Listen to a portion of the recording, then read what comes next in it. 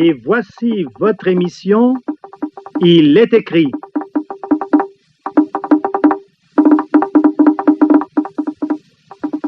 Une analyse des tendances, des faits, des événements de notre époque à la lumière des Saintes Écritures.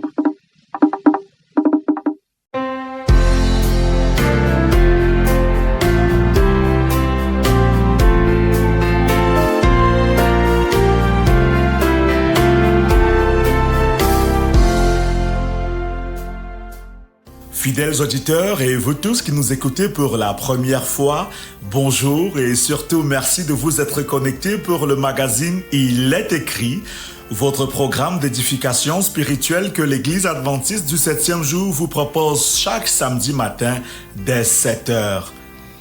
Lionel Simo assure la direction technique, Madeleine Sangou est aussi présente pour notre rubrique santé et bien-être, Emmanuel et Marcel Milon gèrent la partie logistique. Je suis Clovis, soutien faux pas et ce matin, je vous propose de placer votre totale confiance en Jésus-Christ, celui qui est seul capable de transformer positivement notre vie. Mes chers amis, où que vous soyez présentement, à la maison, à l'usine, dans le bus, dans les champs ou au bureau, prenons maintenant un petit temps pour méditer cet extrait de chanson.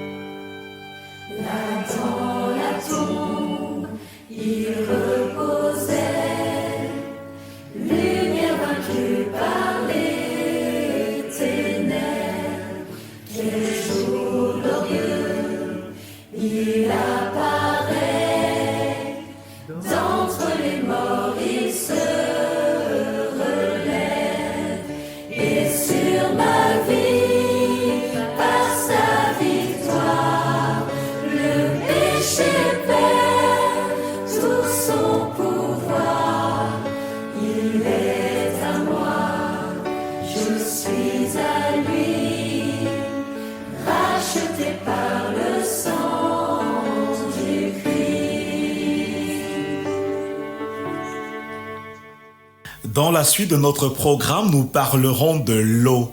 Quelqu'un a déclaré avec raison qu'on ne connaît pas la valeur de l'eau tant que le puits n'a pas tari.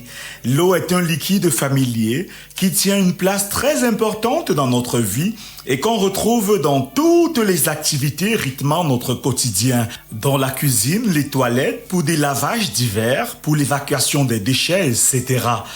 Ce matin, Il est écrit attire notre attention sur le rôle fabuleux que l'eau joue dans les organes de notre corps afin que nous en profitions comme il se doit chaque jour. Nous aurons aussi une méditation qui met l'accent sur la décadence morale dans nos villes, laquelle se manifeste pleinement dans les familles, les écoles, les églises et jusque dans les plus hautes sphères de la société. Cette décadence morale se démontre par exemple à travers la violence chez les jeunes, la corruption généralisée, le sexe illicite devenu chose banale, la recherche du gain facile et l'insécurité devenue monnaie courante. Mais au milieu de ce tableau sombre, Dieu nous propose une solution. Restez des nôtres, chers amis, alors que nous en parlons dans ce magazine. Nous finirons enfin avec notre page de nouvelles pour voir comment l'Église adventiste avance ici et ailleurs. Si vous nous rejoignez maintenant, vous faites bien d'écouter Il est écrit, un magazine conçu pour votre bien-être complet, et c'est sur la 93.5 FM et c'est la CRTV, station régionale de l'Ouest. Surtout, restez des nôtres.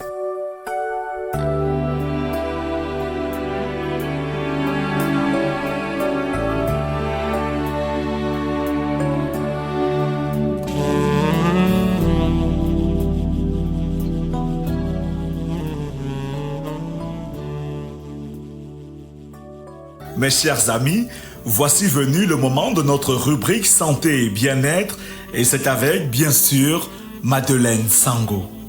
Bonjour ma chère Madeleine. Bonjour mon cher Clovis et un bonjour particulier à vous tous qui nous suivez semaine après semaine. Aujourd'hui, vous entamez pour nous une série sur un sujet qui nous est familier puisque vous voulez nous parler de l'eau. Effectivement mon cher Clovis, l'eau est un don merveilleux de Dieu à l'humanité et ses bienfaits pour nous ne sont plus à démontrer. Mes chers amis, savez-vous que l'être humain peut aller jusqu'à 40 jours sans manger, mais qu'il ne peut pas tenir plus de 2 jours sans s'hydrater? Eh bien, mes chers amis, l'eau est indispensable pour le corps humain et c'est tout simplement parce que le corps humain est constitué à plus de 60% d'eau.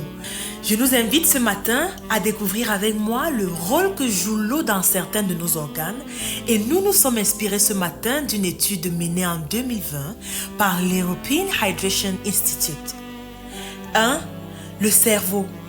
Notre cerveau est immergé dans le liquide céphalorachidien composé à 85% d'eau. Ce liquide permet d'une part d'apporter les éléments nutritifs nécessaires au bon fonctionnement du cerveau et d'autre part d'éliminer les substances toxiques générées par l'activité de nos neurones. 2. Le foie. Avec ses 73% d'eau, notre foie assure plusieurs rôles. D'une part, il transforme en énergie les glucides et lipides qui lui arrivent.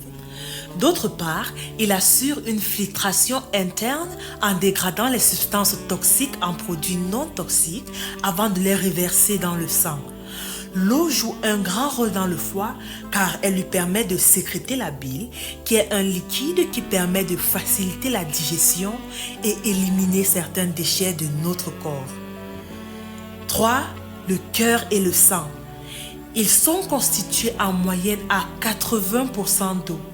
L'eau permet de réguler le rythme cardiaque ainsi que la pression artérielle en permettant au cœur de mieux pomper le sang qui, lui, sert à irriguer nos organes. 4. Les muscles. Nos muscles contiennent en moyenne 76% d'eau. Cette eau, à travers son action, permet de favoriser le transport des nutriments, précisément les glucides qui vont plus tard se transformer en glycogène, la source principale de l'énergie. 5. La peau. La peau est faite à environ 71% d'eau. Cette eau est essentielle pour préserver son éclat et sa beauté. L'ensemble de l'épiderme, la partie externe de la peau, est recouvert d'une fine couche invisible qui est constituée d'eau et de matière grasse et qui a pour fonction de protéger la peau des agressions extérieures. L'eau aide cette couche à fonctionner de manière optimale et à assurer à la peau la pleine forme. 6. Les os. Ils sont composés d'environ 20% d'eau qui se retrouve au niveau des extrémités et plus précisément dans le cartilage. L'eau assure une lubrification des mouvements des articulations, empêchant les frottements qui peuvent à la longue causer des problèmes tels que l'arthrose. En conclusion, mes chers amis, nous avons parlé de la teneur en eau de quelques organes de notre corps. L'eau est d'une importance capitale pour la vie sur Terre. D'ailleurs, quelqu'un a dit que l'eau que nous manipulons chaque jour devrait nous rappeler notre besoin quotidien du Saint-Esprit. En effet, l'eau fait partie des symboles que la Bible utilise pour parler du Saint-Esprit. Je nous invite à être reconnaissants à Dieu pour ce don merveilleux. Il nous promet d'ailleurs dans le livre d'Ésaïe chapitre 44 verset 3 « Car je répandrai des eaux sur le sol altéré et des ruisseaux sur la terre desséchée.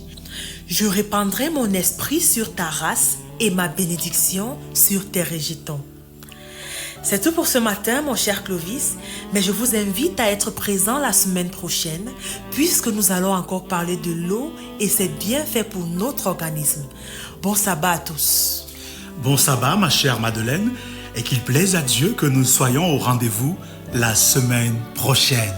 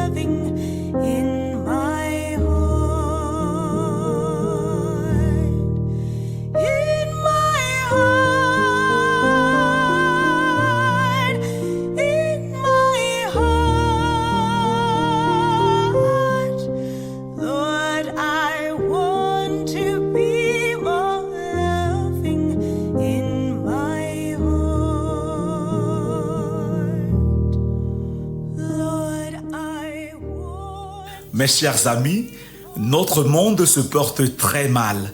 C'est une vérité que personne ne peut nier. Soyons maintenant attentifs pour la suite.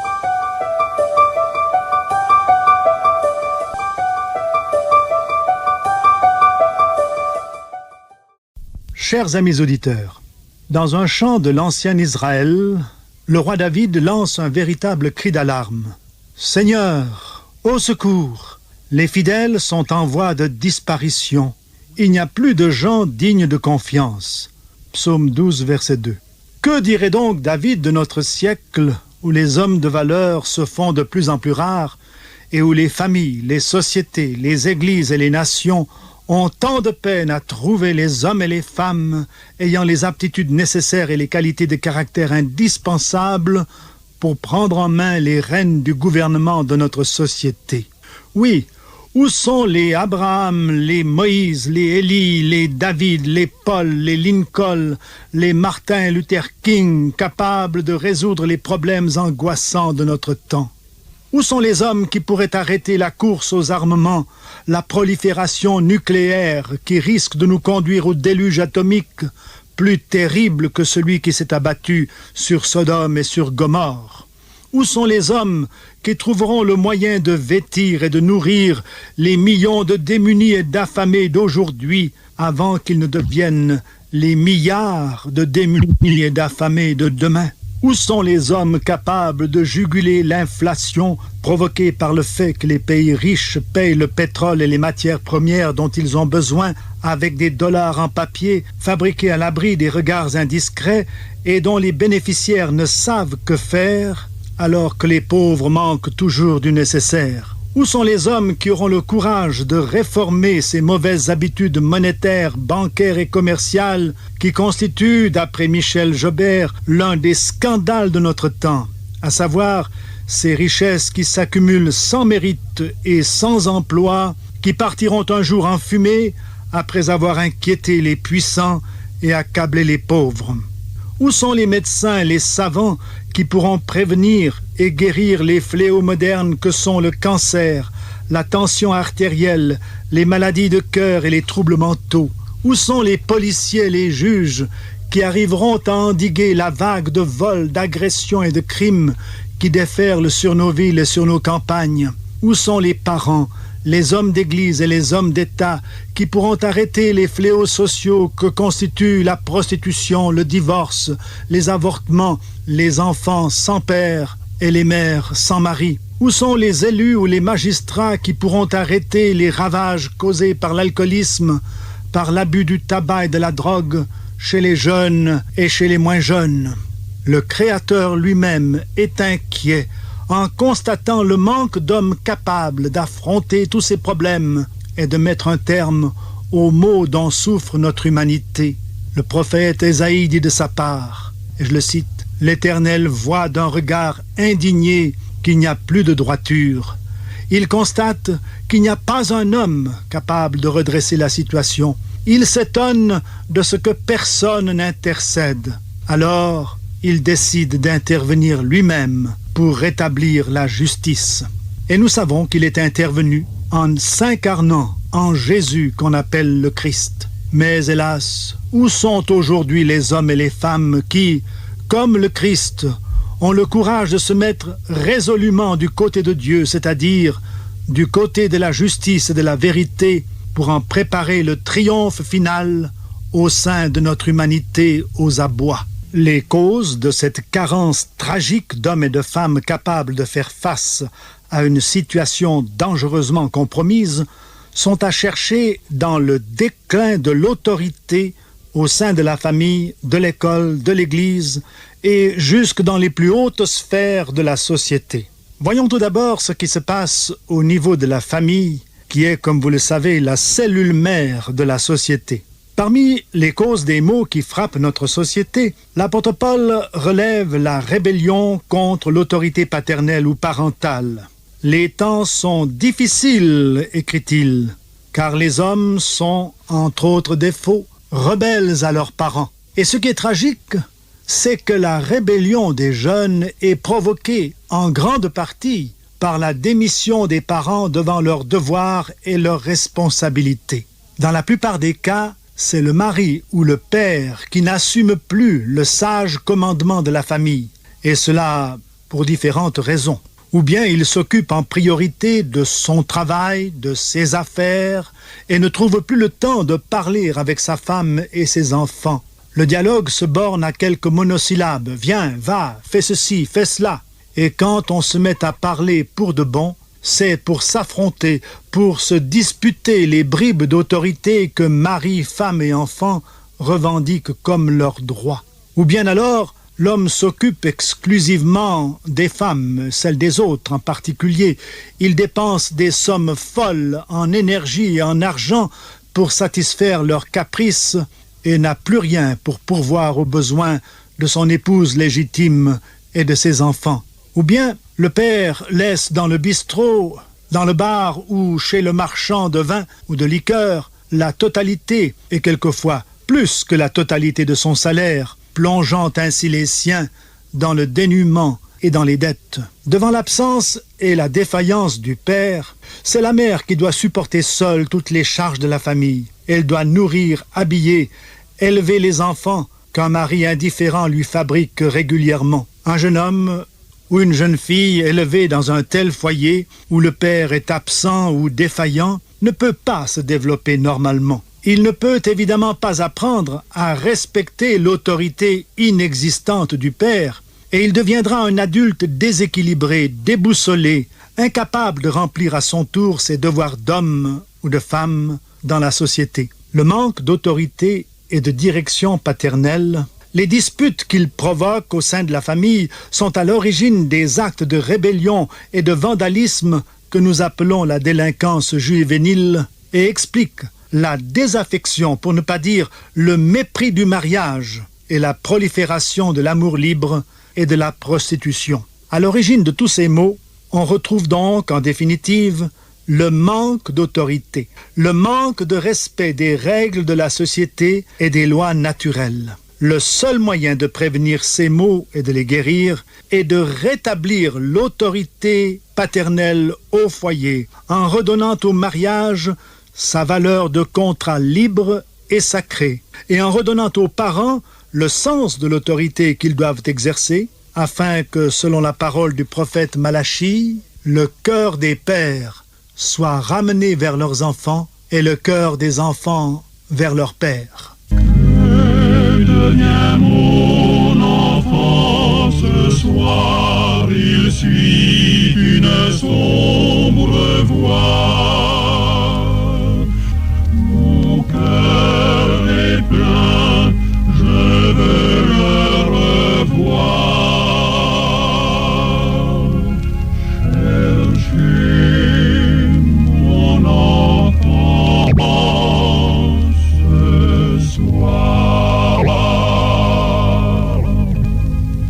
Voyons maintenant ce qui se passe au niveau des écoles et des églises et qui empêche l'épanouissement de fortes personnalités. On a pensé que l'école devait en quelque sorte combler les lacunes de l'éducation familiale et discipliner les enfants en les instruisant. Mais l'expérience a prouvé que les enfants qui n'ont pas appris dans la famille à respecter l'autorité parentale ne reconnaîtront pas davantage celle de leur maître et de leur professeur et seront des élèves indisciplinés. La plupart des enseignants avouent d'ailleurs leur impuissance à communiquer à leurs élèves ou à leurs étudiants les motivations qui les pousseront à respecter les lois de la société, de l'Église ou de l'État et à se décharger de leurs obligations envers leurs semblables.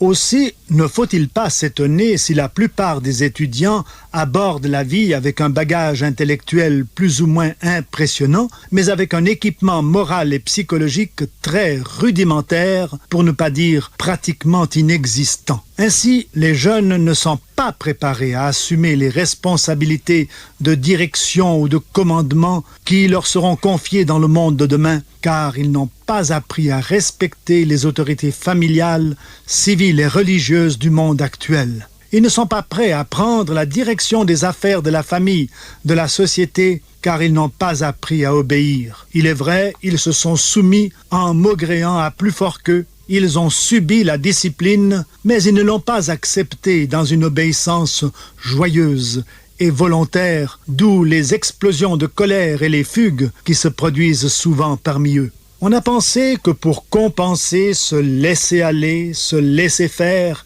les églises et les religions devaient réagir en inculquant à chaque individu le sens de ses responsabilités envers Dieu et envers son semblable, et en les préparant ainsi à faire face aux écrasants problèmes de l'heure et de l'avenir. Mais on doit constater que les religions traditionnelles ou les religions acquises ont de moins en moins d'emprise sur les jeunes, qui les considèrent comme faisant partie des tabous dont ils veulent précisément se libérer. On s'aperçoit que même dans les pays dits religieux, la religion a déserté le cercle de la famille et de la salle de classe, au niveau primaire et secondaire comme au niveau supérieur, pour se réfugier dans les sanctuaires, dans les églises, dans les temples, dans les facultés de théologie et dans les cloîtres.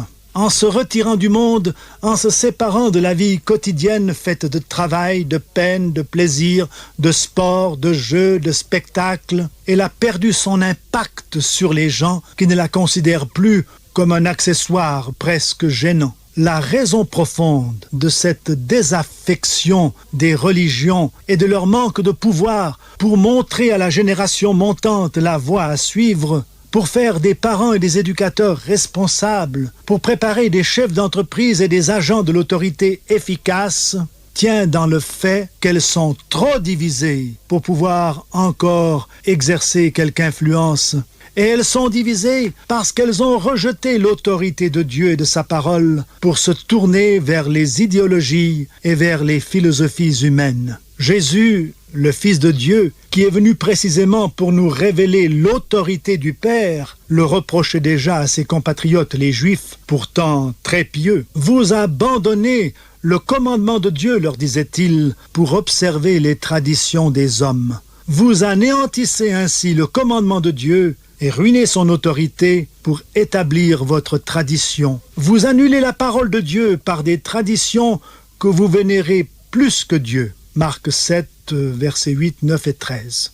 Aujourd'hui encore, toutes les religions, et même celles qui se disent chrétiennes, méritent ce reproche, car, contrairement aux avertissements de Paul aux croyants de l'église de Colosse, elles se sont laissées désabuser par les théories s'appuyant sur les traditions, sur les coutumes, sur les habitudes des hommes, sur les rudiments du monde, comme dit l'apôtre Paul, et non sur Christ, en qui habite la plénitude de la divinité et par conséquent la plénitude de la vérité. Colossiens chapitre 2. Et c'est précisément parce qu'elles ont rejeté la vérité de Dieu pour se tourner vers des fables que les religions ont perdu leur autorité morale et spirituelle sur les hommes et qu'elles se montrent incapables de s'entendre entre elles sur le code moral que ceux-ci doivent respecter. Ainsi, nous arrivons à la conclusion que le monde moderne manque d'hommes capables de le diriger parce que la famille, l'école, l'université et même les églises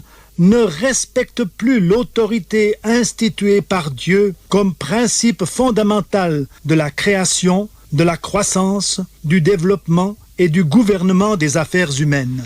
La véritable dynamique du développement et du commandement se trouve dans la crainte de Dieu et dans le respect de sa parole révélée dans les Saintes Écritures et dans la personnalité du Christ, le serviteur parfait, élevé au rang de Seigneur en raison même de son obéissance jusqu'à la mort. En négligeant ou en rejetant les enseignements parvenus jusqu'à nous par les Saintes Écritures, nous nous condamnons à avancer en tâtonnant parmi les idéologies, les philosophies, les traditions du monde, et comme des aveugles, nous tomberons dans les trous que nous avons creusés par notre ignorance. Le peuple se détruit, dit l'Éternel par le prophète Osée, parce qu'il lui manque la connaissance, parce qu'il a rejeté l'autorité de Dieu et de sa loi. Privé de pilotes et de gouvernail, le monde s'en va à la dérive. C'est pourquoi, dit encore le prophète Osée, il n'y a plus de vérité, plus de miséricorde. Il n'y a bientôt plus que parjure et mensonge, assassinat, vol et adultère. C'est pourquoi le pays est dans le deuil, et tous ceux qui l'habitent sont languissants, fatigués comme un troupeau qui n'a plus de berger. Osée 4, versets 1 et 2.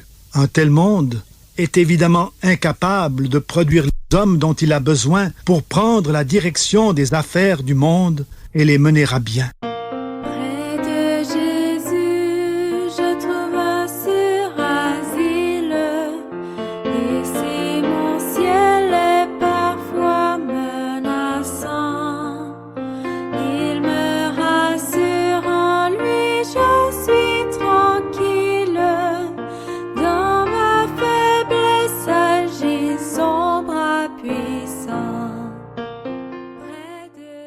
Vous venez d'écouter la méditation intitulée « Jésus, le dernier espoir ». C'était une réflexion du pasteur Aimé Kozandé. Chers amis, voici à présent nos nouvelles.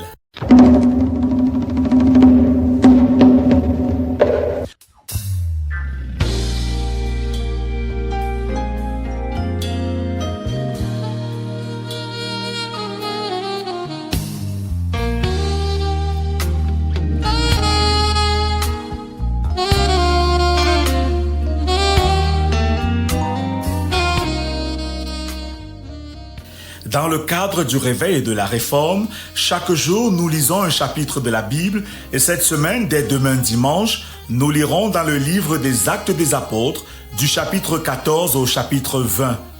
L'autre lecture de la semaine se fera dans le livre Jésus-Christ au chapitre 75. Chaque jour à 7h le matin ou 7h le soir, nous allons prier pour être dirigés par le Saint-Esprit.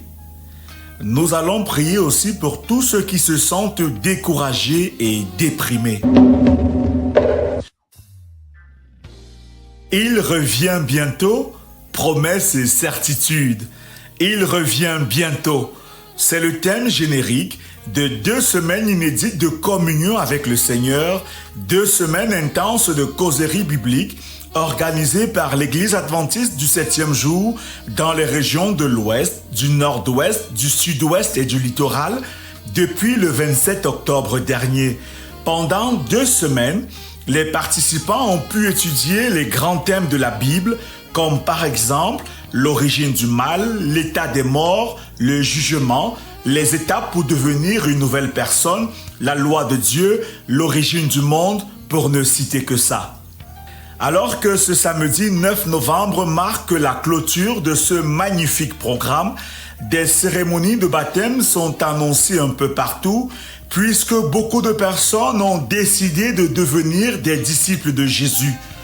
Si vous voulez voir comment se déroule le baptême par immersion, celui recommandé par la Bible, alors rendez-vous dans la communauté adventiste la plus proche de chez vous ce matin à partir de 9h.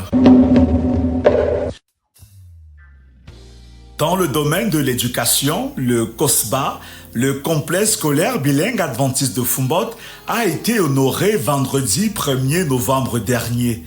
En effet, le délégué régional des enseignements secondaires de l'Ouest Cameroun, M. François Ndabnia, ainsi que ses plus proches collaborateurs de la région, ont choisi le campus du COSBA à Foumbot pour une séance de travail avec une centaine de responsables de lycées et collèges de plusieurs arrondissements dans le département du Noun.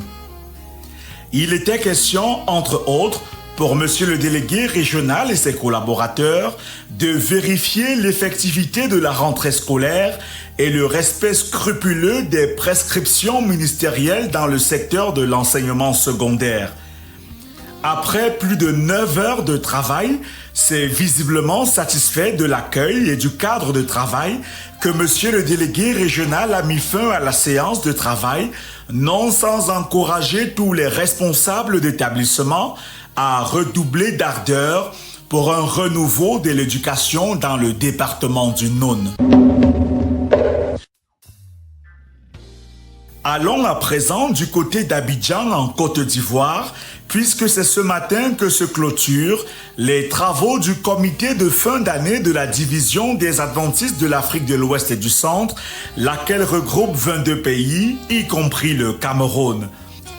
Et justement, parmi les résolutions prises lors de ce comité, il y a la division administrative du mouvement adventiste au Cameroun en 2 nouvelles entités, à savoir l'Union du Centre-Ouest Cameroun et l'Union du Nord-Est Cameroun.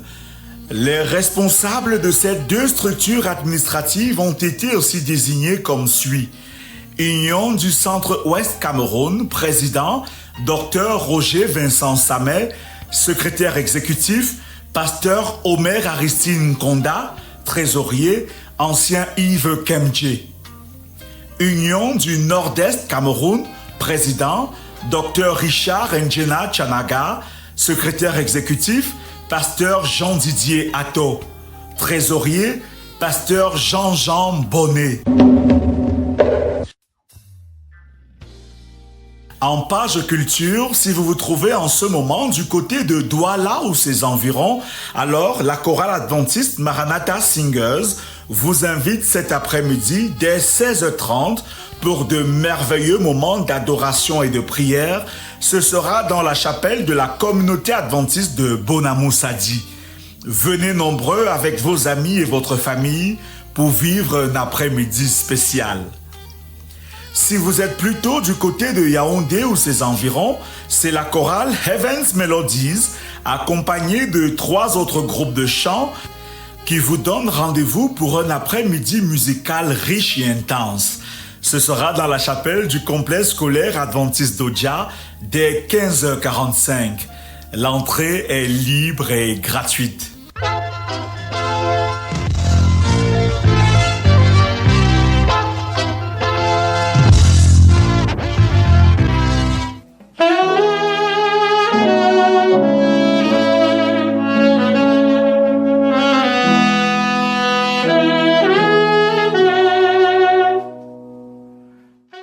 Chers amis, notre programme est bientôt fini, mais si vous avez besoin de prières ou d'études bibliques, contactez-nous sans hésiter au 699 85 85 69 ou au 675 42 80 95 ou enfin au 699 66 45 05. Merci à la grande équipe de la CRTV Ouest qui permet la mise en onde de ce magazine semaine après semaine. Clovis Suchienfopa, c'est mon nom, et ce sera encore un privilège de vous retrouver samedi prochain lorsqu'il sera 7h. Mais d'ici là, rappelons-nous chaque jour qu'il est écrit « Je vous laisse la paix, je vous donne ma paix, je ne vous donne pas comme le monde donne. Que votre cœur ne se trouble point et ne s'alarme point. Dieu vous bénisse. »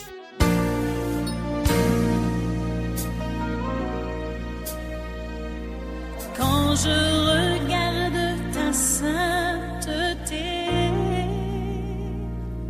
et quand je contemple ta beauté,